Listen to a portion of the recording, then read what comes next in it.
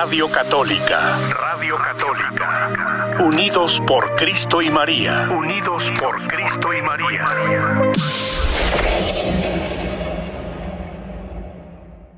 Entre ellas fue en la presencia en la Basílica de Guadalupe el domingo pasado, donde se llevaron fotografías de los desaparecidos, de los asesinados.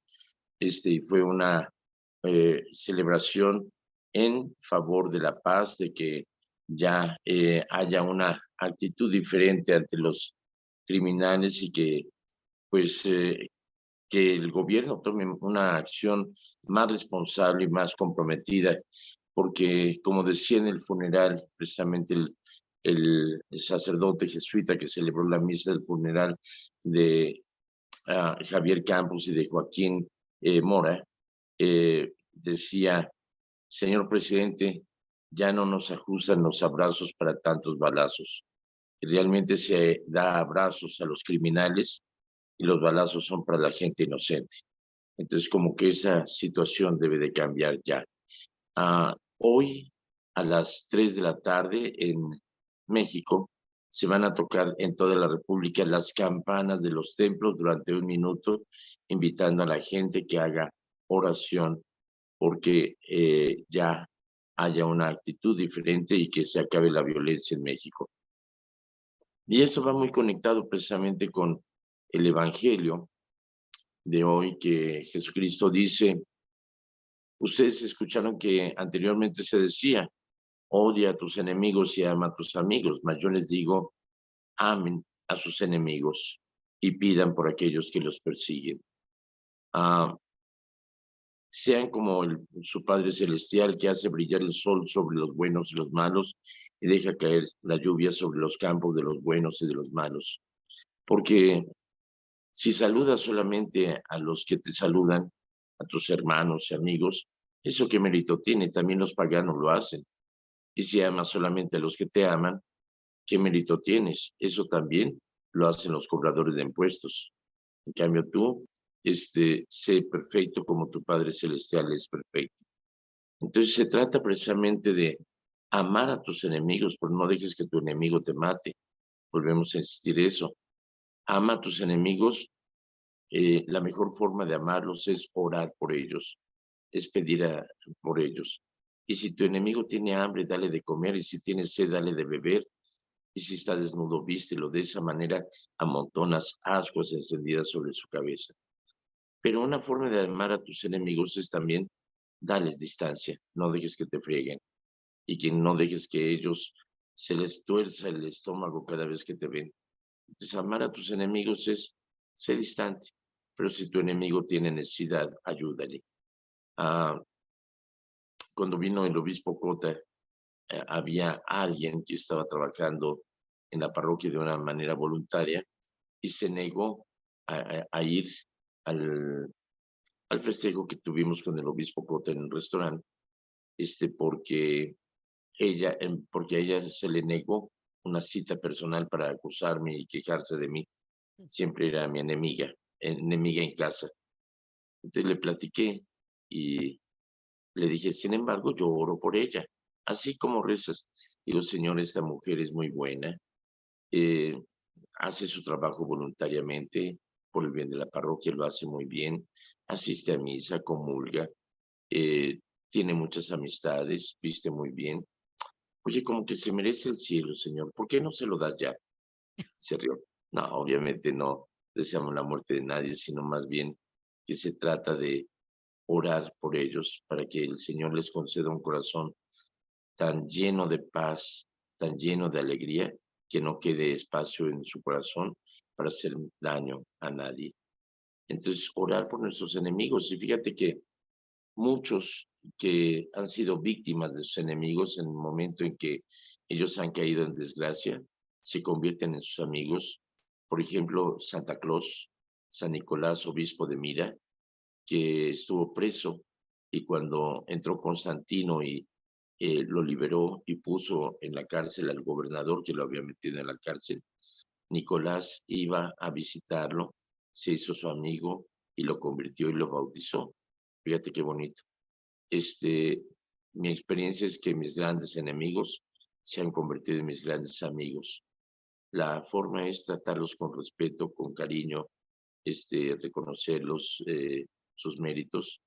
Y después me daba el lujo de decir, oye, trata bien al padrecito nuevo que llegó. A mí me hiciste la vida imposible. Trátalo con respeto, trátalo con bien. Entonces, amar a nuestros enemigos significa no dejes que te maten ni que te hagan daño. Si es necesario, llama al 911 y mételo a la cárcel con mucho amor, pero pide a Dios por ellos y demás. Un testimonio hermosísimo aquí de una mujer que le mataron a su marido. Esa noche yo oí los balazos muy fuertes. Al día siguiente me dijeron que habían matado a este hombre, a Omar. Fui a verlo. Finalmente capturaron al que lo asesinó y era conocido y era amigo de la familia. Pero realmente la maldad y el demonio actúa de una forma horrible.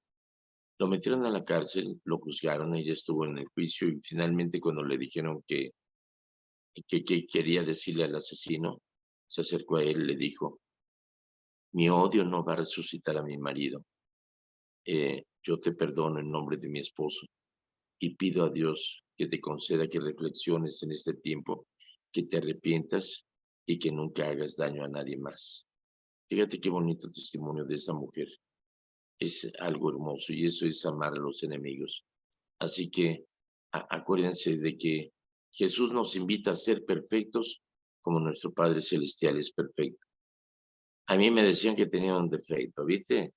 Que era demasiado vanidoso. Lo corregí, ahora soy perfecto. Y sobre todo humilde, ¿viste? A mí en humildad no hay que me gane. ¿Ok? Bueno, hoy estamos celebrando también a un santo. Bueno, hay muchos santos que se celebran hoy. Pero a mí me llamó la atención San Silverio. Nació en el año 477, cerca de Roma. Y es hijo del Papa Hormisio. Como hijo del Papa, sí, en aquel entonces el celibato no se establecía. Y el Papa era un hombre casado. Antes de ser nombrado Papa, tuvo a Silverio, que fue ordenado subdiácono. Y a la muerte del Papa, no me acuerdo cómo se llamaba, fue nombrado Papa, sucesor. Y le tocó en el tiempo en que ya había pasado Constantino, ya no había persecución contra los cristianos. Sin embargo, Justiniano I era monofisista, es decir, él consideraba que Cristo no era verdaderamente Dios y verdaderamente hombre, sino que era caía en herejía de que era solamente hombre. Entonces, pues batalló mucho con él y le hizo la guerra propiamente. Y la esposa de Justiniano lo despojó de su institución papal y lo deportó, o sea, lo exilió y se tuvo que ir a Turquía, Constantinopla, donde el obispo de Constantinopla lo acogió y lo apoyó, pero la persecución siguió y él, para no perjudicar a la iglesia, dimitió del cargo del papado y murió en la isla de Almora, cerca de Turquía. No se sabe dónde está su tumba, pero ahí se le sepultó. Entonces, este es San Silverio. Bien, y ¿qué me cuentas, mi querida? Ya hablé todo el tiempo, mi querida María, y ahora no está tu media naranja para que nos cuente un chiste, ¿verdad? No, ahora no pudo venir hoy. Bueno, pues ni modo. Cuéntanos, tenemos preguntas, chismes, comentarios, aclaraciones, dudas, inquietudes, quejas o qué sé yo, échatelas. Sí, padre, tenemos aquí 2 preguntas ahorita. Dice, ¿qué es lo que nos quiere decir el séptimo don del Espíritu Santo? Temor de Dios. ¿A qué se refiere? ¿Tenerle, o sea, tenerle miedo a Dios o a qué se refiere temor de Dios? Yo le tenía más miedo a Dios que al coco, ¿sí? Es más, iba a una paletería o el carrito de paletas le decía, señor, ¿tiene paletas de coco? Sí, ay, qué miedo. Me daba miedo el coco. Bueno, pero Dios me daba todavía más miedo porque el coco estaba en el closet o abajo de mi cama o Si prendía la luz no me iba a hacer nada, si me metía en mis cobijas no me iba a hacer nada. Pero Dios estaba donde quiera y me estaba viendo en todo momento y decía, yo sé lo que hiciste el verano pasado. Y yo ya estaba seguro que me iba a condenar. Bueno, mira, cuando tú amas a alguien, no le tienes miedo. Eso me llevó a hacerme ateo, ¿eh? Que decía, si le temo a Dios, entonces ¿cómo voy a amarlo? Y si lo amo, ¿por qué tengo que tenerle miedo? Entonces me hice ateo a ese Dios horrible que me condenaba y que me castigaba y que me estaba vigilando en todo momento. Pero descubrí un Dios que es amor, un Dios que sabe mis defectos, mis pecados y aún así me sigue amando. Descubrí este amor, Dios que me ama, pese a mis limitaciones y pese a mis errores. Y eso me llevó a cambiar una actitud. Cuando amas a alguien, buscas no perjudicarle.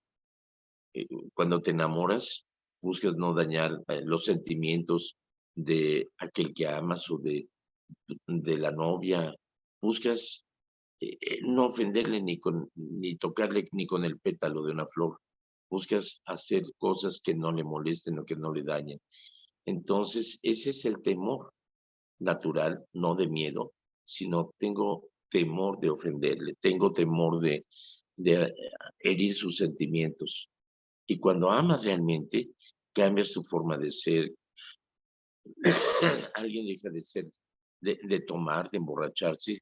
Alguien cambia sus vicios, alguien cambia hasta su forma de peinarse, de hablar, de comportarse, porque quiere agradar a quien se ama. Eso es. O sea, tengo temor de dañar a quien tanto me ama y quiero corresponderle con tanto amor. Entonces ese temor a Dios no es tenerle miedo a Dios, sino temor a ofender a Dios, temor de no agradarle a Dios. Pero no es un temor traumático que requiere un tratamiento psiquiátrico o psicológico. Es un temor natural de amor. O sea, cuando amas, ay, perdóname, te ofendí, perdóname, te hice daño. Y buscas el evitarle cualquier situación que pueda hacerle sentir mal, porque Dios te ama tanto, no queda otro remedio más que amarle. Y por el amor de Dios, empiezas a cambiar naturalmente y empiezas a agradarle a Dios naturalmente cuando realmente lo amas, como cuando te enamoras, que buscas realmente amar y ya no te cuesta trabajo cambiar tu forma de ser o tratarle de una manera, sino que lo haces natural porque le amas. Pero ese temor a ofenderle sigue allí, pero no es traumático. Ujú. Gracias, Padre. Dice otra pregunta, ¿hasta dónde llega la infidelidad en el matrimonio? ¿O qué es lo que abarca la infidelidad en el matrimonio? Bueno, Jesús dice, aquel que ha visto una mujer con malos ojos, o sea, con deseos, ya ha cometido adulterio en su corazón. O sea, realmente en conciencia tú sabes lo que te lleva a una infidelidad. Y no es solamente la infidelidad, sino también la deslealtad. Es decir, por ejemplo, no se trata solamente de que te gustó un hombre mucho más guapo que tu marido o que te gustó una mujer mucho más tierna que tu mujer y que llegan a ponerle el cuerno, ¿no? Sino más bien el hecho de que eh, no tienes la confianza con tu cónyuge como para poder ser tú y para poder disfrutar juntos de algo y empiezas a crear tu mundo aparte de tu cónyuge. Ya sea que tienes unos ahorros, que empiezas este, que empiezas a hacer negocios que no le dices a tu esposa, etcétera, o a tu marido. Es una deslealtad en ese sentido. Ahora, entendamos bien, hay cosas que no se le dicen al cónyuge y no significa ser desleal.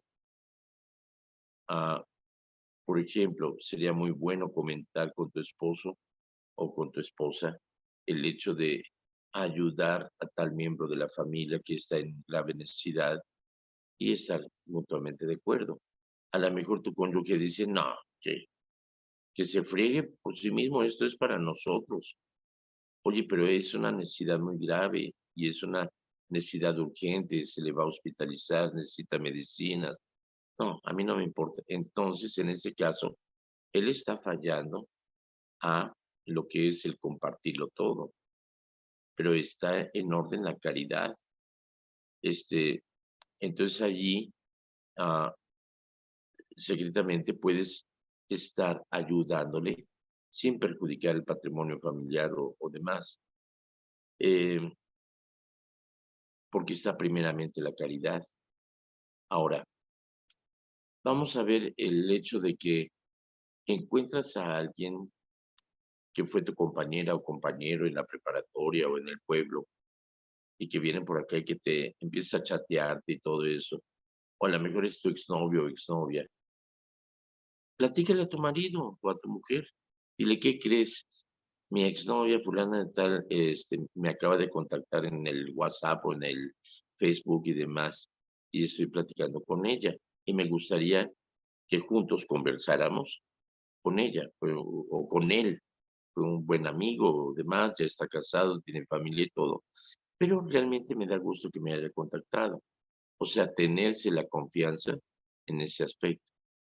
Pero si hay plan de verse y de irse a pasar unas vacaciones juntos, y ponerle el cuerno al marido, eso ya es deslealtad y es infidelidad. Ahora, ¿a qué se debe la infidelidad? Nadie se rasca donde no tiene comezón. Es decir, ah, si hay una infidelidad, puede haber muchas circunstancias. Puede ser eh, una falta de amor a sí mismo y al cónyuge. Puede ser una vanidad de que estoy perdiendo mi belleza, estoy siendo una mujer madura, ya no tengo las carnes firmes como antes, este, ya, ya no soy el joven galán que era antes, ya desarrollé barriga y además como que estoy entrando en una etapa en la cual pues ya no voy a funcionar y entonces viene esa sospecha y ese egoísmo o esa inseguridad, es lo que se llama el demonio de mediodía, que es cuando los hombres entran en la etapa de los 40 a los 50 años, y en el caso de la mujer durante la menopausia, también es el sentirse que ya no somos lo que éramos antes y que ahora ya estamos envejeciendo. Y entonces el rabo verde empieza a querer lucirse y a querer conquistar para confirmarse que sí funciona. Y esto no quiere decir que deje de amar a su mujer o que deje de amar a su marido, pero están buscando probarse de que todavía son atractivos o que todavía la pueden. Eso es un acto de inmadurez. Cuando hay un verdadero amor no va a haber infidelidad. Cuando hay un verdadero amor no entra un tercero para poner en riesgo un matrimonio. Muchas veces, otro aspecto de la infidelidad es de que se busca en el amante o la amante lo que no se encuentra en casa.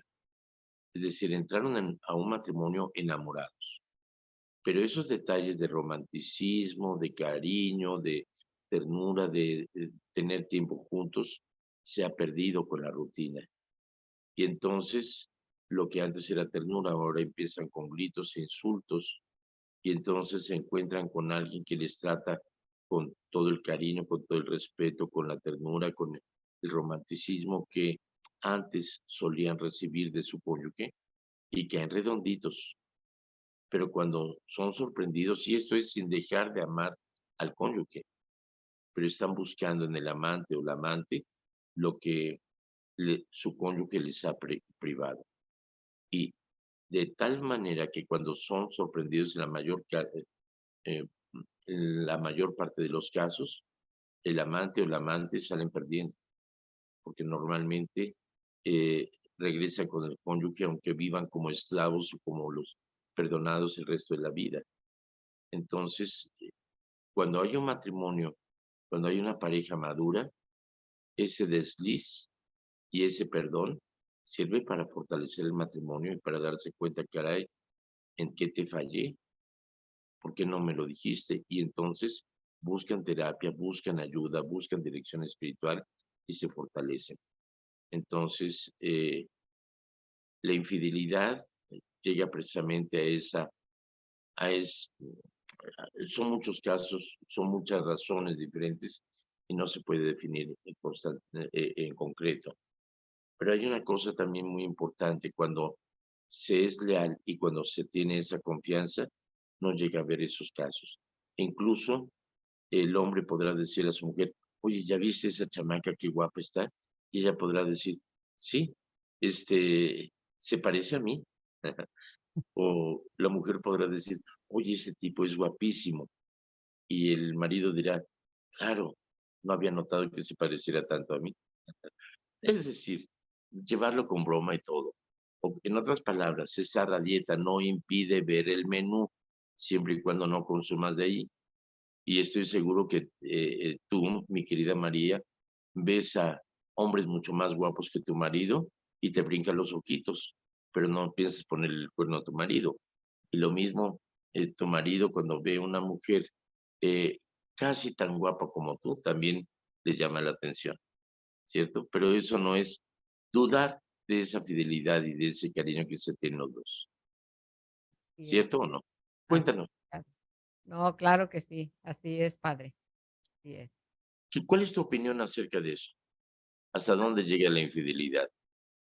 Pues ya cuando se mete la pata de otra manera, pues ahí va la infidelidad. O sea, puedes admirar las cosas, ¿verdad? Pero no las toques. Puedes admirar a las personas, pero déjalas en su lugar, ¿no? Sí, a mí me encantan las puestas del sol, me encantan las montañas, los ríos y demás, pero no los poseo. Los admiro, pero los dejo ir. Así es. Y digo, adiós, caray, qué gran artista eres. Y cuando veo una muchacha muy guapa, digo, Señor, te luciste, qué bonita la hiciste. Ujú. Así es, ¿no? Pero ya, ujú. Hasta ahí nada más.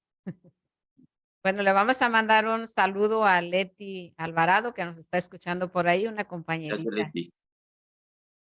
Lupe Herrera dice, hola, buenas tardes. Padre Jorge, ¿de qué lado se empieza el rosario? ¿Izquierda o derecha?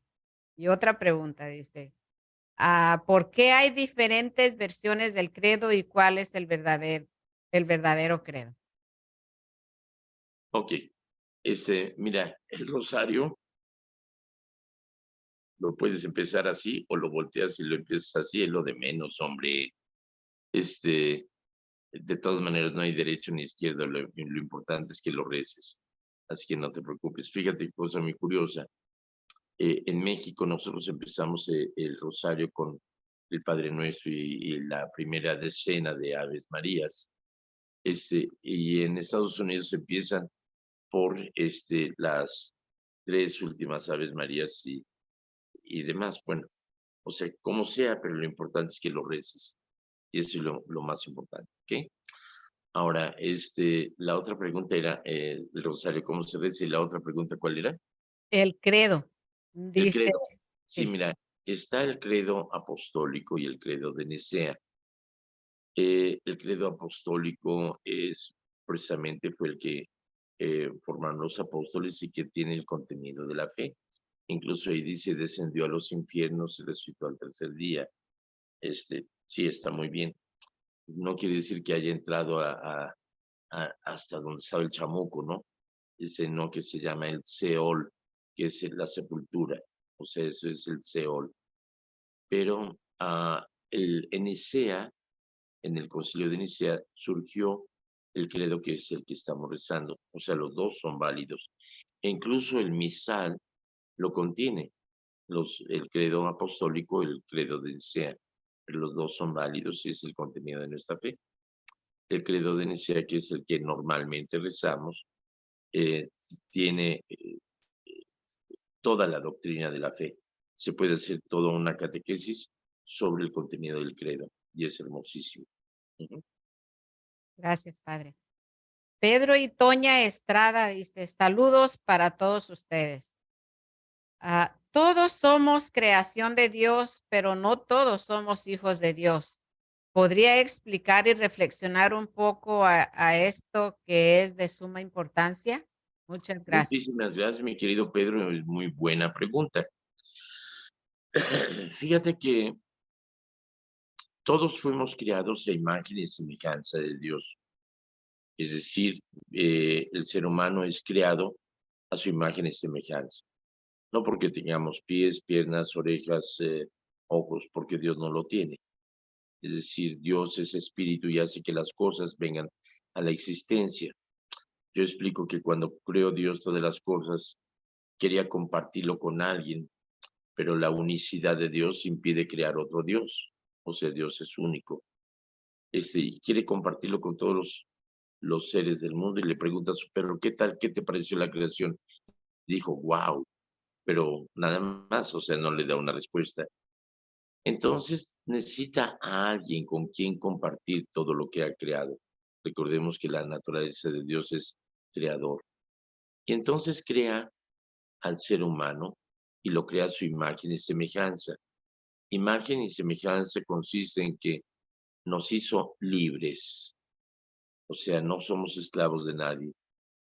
Nos dio libertad, nos dio inteligencia, aunque poco la usemos, pero Dios nos dio inteligencia y nos dio voluntad, lo que se conoce como libre albedrío. Es decir, yo tengo voluntad y tengo la libertad de decirte sí o no. No puedes forzar a nadie que te ame. Ámame, desgraciado. No, no puedes. Óigame, no me ahorque, pero ámame, te suelto. No. O sea, no puede ser una libertad forzada, es una respuesta libre. Dios nos crea con esa libertad y esa libertad la hemos negado y es precisamente lo que decían. Si la mujer no le hizo caso a Dios y comió del fruto prohibido, imagínate si te va a hacer caso a ti su marido, pues no. Bueno, es decir, somos libres de elegir y nuestras elecciones solo pueden ser erróneas. Se eligió por ser su propio Dios, pero quitando a Dios de nuestra vida. O sea, yo soy mi propio Dios. Las consecuencias son de esa elección errónea y la perdición del ser humano. De ahí se generan la violencia, las guerras, la muerte, el hambre, todo el mal que existe en el mundo. Estaba oyendo precisamente cómo en 50 años de existencia de un hospital en Acapulco, nunca un paciente se había quedado sin comer. Y ahora se han suspendido las cirugías porque no funciona el aire acondicionado, los enfermos se han quedado sin comer, no hay anestesia para las cirugías, se han quejado con la Secretaría de Salud y no han hecho caso. Y esto se debe a que hay una muy mala administración, no solamente en Acapulco Guerrero, sino en toda la República Mexicana, donde hay escasez de medicinas, donde hay situaciones de hambre, donde hay situaciones de salud que están muy mal. Estamos como en Dinamarca, pero hace 5 siglos. Entonces es la situación tremenda que hay. Entonces todo eso se lleva precisamente a que las consecuencias de decirle no a Dios nos lleva a eso. Pero hemos sido creados a su imagen y semejanza. Sin embargo, Dios tiene solamente un hijo, que es Jesucristo, es el unigénito de Dios. Pero Cristo se le ocurrió darnos a Dios, su Padre, como nuestro Padre, y nos hace ser hijos del Padre mediante el bautismo. Por medio del bautismo, somos ya no solamente criaturas, sino hijos de Dios por adopción. Y los hijos adoptivos tienen todos los mismos derechos que los hijos del matrimonio, a menos de que seas una hija rara como en la familia Peluche, eso ya es otra cosa. No, pero todos los hijos adoptivos también tienen derecho a la herencia y tienen derecho a ser tratados como hijos de Dios. Por eso nuestra vocación es comportarnos como hijos de Dios, nuestro Padre, y no como hijos de otra cosa muy fea. Así que esa es la idea de que por el bautismo somos hijos de Dios. Así es. Viene otra pregunta ahí de Pedro y Toña que dice, hablando del credo, varias religiones no católicas lo recitan o lo proclaman. Sí, entre ellos los luteranos, los anglicanos también, y dicen, creo en la Iglesia Católica, pero ellos se llaman católicos también. Ujú. Por eso la palabra católica no es exclusiva de nuestra Iglesia Católica, una Santa Católica Apostólica y Romana, sino que hay muchas iglesias, muchas religiones que llevan el nombre de Iglesia Católica Luterana, Iglesia Católica Anglicana, Iglesia Católica Antigua, Iglesia Católica Mexicana, Iglesia Nacional Católica Polaca. O sea, la palabra católica no quiere decir que es católica, apostólica y romana. Así que, ojo, mucho ojo, no se dejen engañar. Gracias, Padre. Le mandamos un saludo a Alfredo, que por allá nos está viendo en casa. Gracias, Alfredo. Carlos Garibay Cuevas dice, saludos, Padre, Mi querido Carlitos, gusto saludarte. de parte de su familia y él dice, y también saludos aquí a una servidora. Buena Y onda el Carlitos, que así fue el es, director de la radio cuando yo empecé aquí en el Unidos por Cristo y María. así es. Nosotros cuando comenzamos, él era el que también estaba encargado. Ujú. Muy buena persona. A nosotros lo queremos mucho. Yo también. Él lo sabe. También Vicky Orozco dice, Padre, después de haber comulgado, he observado que unos se sientan, otros se quedan parados y otros nos hincamos. ¿Qué es lo más adecuado? Mira, en otros países, en otras diócesis, puedes arrodillarte y platicar con Dios o puedes sentarte y platicar con Dios. Esto es lo que he estado luchando aquí en esta diócesis, pero cada diócesis puede imponer sus normas litúrgicas siempre y cuando se conserve lo esencial. Entonces se pide que durante la comunión aquí en esta diócesis de Stockton se permanezca de pie hasta que se reserve el Santísimo Sacramento y es el momento en que ya se pueden sentar. A mí me cuesta, yo prefiero en lo personal que una vez que toda la misa ha sido una preparación para ese momento íntimo en que ya nadie, sino tú y Cristo están presentes, ha recibido a Cristo y es ese momento tan importante, yo preferiría, Jorge Román, yo preferiría arrodillarme y platicar con él, y estar en un diálogo personal con él. No es que me aísle, sino que estoy sintiendo a Cristo en mi corazón. Aquí se pide que permanezcamos de pie en esta diócesis. Pero aún así, aún estando de pie en las concelebraciones, yo cierro mis ojos y me pongo a platicar con el Señor. Si hasta en la Santa Misa, cuando comulgo, guardo un momento de silencio y muchas veces se me pasa y estoy platicando con Dios, y digo, ay, caray, estoy en misa. Entonces, ya, pero es un momento tan íntimo de comunión con Cristo que como que valdría la pena cerrar nuestros ojos y estar en contacto con Él, ya sea de pie, de rodillas, sentado. Aquí en esta Dios se nos pide que permanezcamos de pie. En otras partes del mundo es sentado, de rodillas, como quieras. ¿Ok? Ah, bueno, pues es básicamente eso. Ujú. Muchas gracias, Padre. Y pues Lorena González Figueroa lo manda a saludar a usted y a nosotros Gracias, también Lorena. y nos desea un hermoso día. Y Gracias, Lorena. Vicky Orozco dice que muchas gracias, Padre, por su A buen. ti, Vicky, gracias. Y pues creo que es ahorita todo ya, Padre. Allá vámonos. Así es. Bueno, pues que disfruten del verano, qué horrible que está. la temperatura a 45 grados centígrados. Viene a ser como unos 115 grados Fahrenheit. En la mayor parte de la República Mexicana es horrible eso, ¿eh? Bendito sea Dios, miren, yo estoy aquí en Mammoth Lakes, según yo, porque ya estamos en verano, me vestí así muy veraniego y salí a hacer oración. Híjole, no, como que me voy a poner un suéter mejor. Sí está haciendo un aire muy frío aquí. Bendito sea Dios. Yo prefiero morir congelado que morir derretido. Ok. Pues, muchas Que Dios, gracias, Padre. que Dios Todopoderoso les acompañe, les colme de gracia y bendición. En nombre del Padre, del Hijo y del Espíritu Santo. Amén. Muchísimas gracias, mi querida María. Saludos, Alfredo. De Y que su Dios les parte. bendiga. Nos Gracias. vemos. Primeramente, Dios, gracias, Padre, a usted también, y nos vemos la próxima vez. Gracias. Que Dios lo bendiga y lo acompañe. Radio Católica. Radio Católica. Unidos por Cristo y María. Unidos por Cristo y María.